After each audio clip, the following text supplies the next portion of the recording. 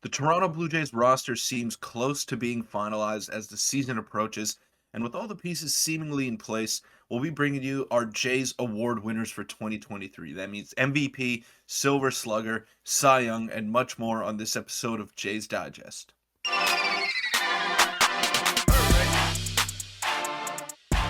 What's up, Jays fans? I'm your host, Peter Vryonis, alongside host Nick Gosse. I want to thank you all for the support that we've been getting, and I want to thank Nick for holding down the fort yesterday.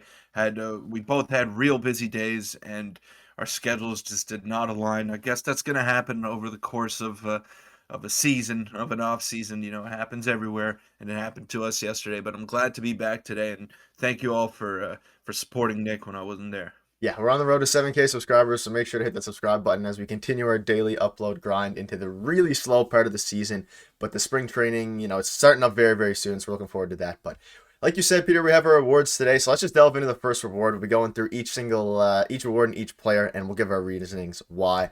So let's start with Cy Young, where we award it to Kevin Gausman. And Peter, I guess I'll let you take over here now and discuss why you think he deserved it. And these awards are me and Peter agreed on these beforehand, so there's going to be one award for both of us, and we gave the Cy Young to Kevin Gausman.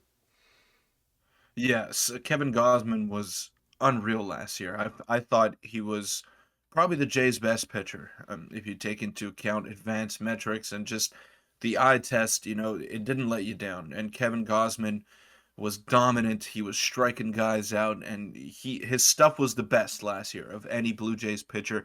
And it's no slight to Alek Manoah, but he had great defense behind him. The offense erupted when Alek Manoah would go out there on the mound, barring a couple of starts, of course. But Manoah, got what he needed from everyone else when he went out there on the mound. It's not to take away from his performance, but he did have the help of his team, whereas Kevin Gausman was one of the unluckiest pitchers in MLB history last season. Now, I don't know how many of you are into advanced metrics, but I'll just read you this stat here. His FIP, so his fielding independent pitching, which takes into account, if everyone was in the right place defensively and if everyone was, making the plays that they needed to make, then he would have had a 2.3 ERA. His FIP was 2.3, which is elite. That's Alek Manoah territory right there. So it's just one of the examples to show that Gausman was unlucky, and with the shift gone this year, I expect him to have an even better season than he did last year. Yeah, and obviously the main two that we were going for here was either Alek Manoah or Kevin Gausman. That's what we had to decide. And this were his stats, or his baseball on page from last year. 99th percentile chase rate, 95 average mile per hour on the fastball. Obviously has a great splitter. And his advanced metrics are pretty solid on Baseball Savant. Lots of red, some, middling stuff there as well. And when you look at his stats, they were very, very good. 3.35 ERA in 31 games played. And with the shift being banned next year, we think that he will be able to have a much better, bounce back year alongside the improvements in our defense in general, which sometimes let Kevin Gausman down. Those things, Varsho, Kiermaier, hopefully Bo Bichette improves. We have Matt Chapman with a full season under his belt, mentoring Bo. We're hoping and we're predicting that, a sub 3 ERA for Gausman and that he can, be the best pitcher on the J staff next year. Yeah, and another thing, a lot of pundits around the MLB, like the American media and all that, they're much higher on Kevin Gausman than they are on Alek Manoah. Now, take that with a grain of salt. We don't take what the American media says very seriously about the Toronto Blue Jays. They tend to kind of overlook them when doing rankings and stuff like that. But they were much higher on Gausman than Manoah, and I don't know if I'm quite there yet, but I do think Gausman will have the better season. I agree, and let us know what your thoughts are on that, or who you would pick between the two as we move into the next award now, which is MVP, and we don't really need to go too much into Kevin Gausman. So it's between the two, Kevin Gausman and Vladdy. Obviously, we're really high on Gausman. We think he's going to have a great year, but we also wanted to throw in Vladdy, so we won't describe Gausman too much because basically the exact same thing we just said can be applied to Gausman. But according to Vladdy, or regarding Vladdy, this was his Baseball Savant page from last year, and this was in a, quote, down year. Reds all across the board, obviously, besides some defense stuff there, but do you have anything to say about Vladdy next year? Obviously, the Rogers Center dimensions will help him a little bit. He'll, I just think he's going to have a season more similar to 2021 than 2022. Yeah, if he cuts down the ground ball percentage by, let's say, 6 or 7%, he's the best hitter in the major leagues. No one hits the ball harder.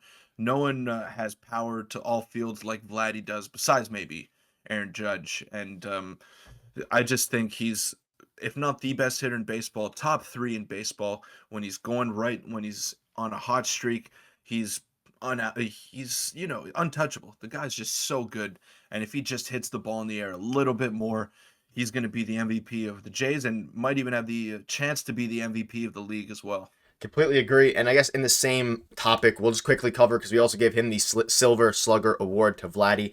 And obviously, the options here were probably between, Vladdy or maybe Bo Bichette, Alejandro Kirk, people like that. But you have to give it to Vladdy for Silver Slugger, especially with Teoscar Hernandez gone, which was our major big power hitter. And I'll pop up this stat right here, which are obviously his career stats. And you can look at 2021, best hitter in baseball. If not for Shohei Ohtani's historical season, he would have won the MVP. He would have won it any other year. Last year, still had above an 800 OPS with a 132 OPS plus, and was just very, very solid. And I think we have to give him the Silver Slugger as well. I don't think there's too much debate there. Yeah, absolutely. And he's been getting underrated as well. And I think that's a good thing for Vladimir Guerrero Jr. There were a lot of memes centered around him last year, when he's saying this is my house.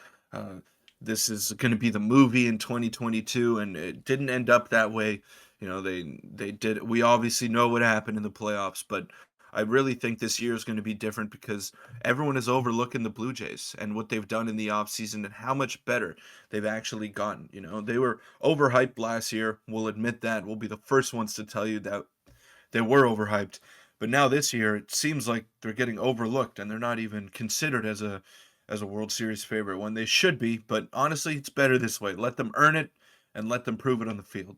Yeah, and I think we'll have some more videos like that. I think they're gonna put up a very good fight to win the World Series. And if you're a betting man or woman, I guess make sure to it wouldn't be a bad bet betting on the Jays World Series. But let's get into the fourth award here, which is Gold Glove. Now we're gonna give an honorable mention or maybe a co-award to Matt Chapman, but when looking at the advanced metrics, Varsho is the best fielder on our team alongside Kiermaier, but Varsho will get more of a workload than Kiermaier, so we gave this one to Dalton Varsho.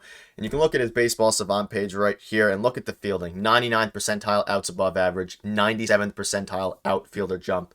And as you know, about an average arm, maybe slightly below average, but he is unbelievable in the field. He might be the best outfielder in the MLB. There's an argument for that. And do you have any thoughts on him winning the our Gold Glove award, or any thoughts on Matt Chapman as well? Yeah, I think he's the best defensive outfielder in the MLB. If not the best, he's up there for sure. And the reason why Nick and I agreed to give him the Gold Glove here is because he's going to be playing left field, and it's a much easier position than, let's say, center field or third base, where the other two contenders for the award would be in Kevin Kiermaier and Matt Chapman.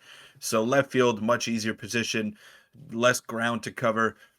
I expect him to catch everything that comes his way in the left field spot, and he'll play some center field every now and then with Kiermaier being hurt or Kiermaier being out of the lineup. But yeah, I think it's Dalton Varsho's award to lose, and doesn't hurt to have great defenders around him as well. Yeah, and I guess quickly touching on Matt Chapman here. This is his baseball savant page. Very good hitting year last year, and this is why he was also in the runner-up for, a major improvement next year, and I think he will have a big bounce-back year. Maybe he wins the Silver Slugger and surprises all of us, but his outs above average was still phenomenal, and I expect a better defensive year next year than he had last year. I just don't think it's going to get up to the point where Dalton Varsho is going to just be considered the best outfielder in baseball, maybe even one of the best defenders in baseball, especially over the next few years. But that's what we'll give Dalton Varsho. And let's move into our final award now. Our biggest bounce back. We don't have a graphic for this one, but it is, of course, Brandon Belt. Now, Brandon Belt, there's a few, candidates for this one. We considered Kevin Biggio as the biggest bounce back, but going for Brandon Belt, I think considering his major success in the past, and you can look at Brandon Belt's 2020 MLB percentile rankings, and it was just unbelievable. Reds all across the board. Peter, you were the big advocate of Brandon Belt in this spot for most improved or biggest bounce back player. What do you have to say about Brandon Belt here? Well, I'm just taking it based off what he said in the offseason. He said he hasn't felt this good since 2020 when he had that unbelievable season in the shortened year.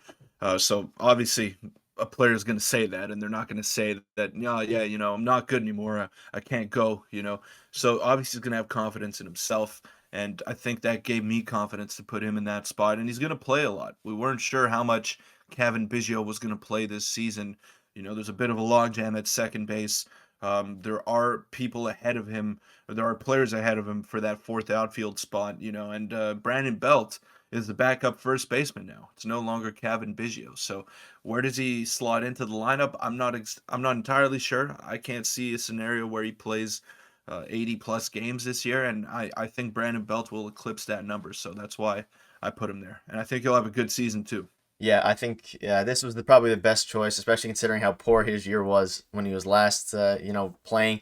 So to have him have a big bounce back year next year, it honestly doesn't have to be too much. I can see him having maybe a 120 OPS plus, something like that. I think his projected WRC plus is in the 130s, which is crazy. But that'll wrap this one up. Let us know if you like this style of video, and comment your awards as well. We'd love to see those, and we'll discuss about it. I know we don't have any Bo Bichette in there.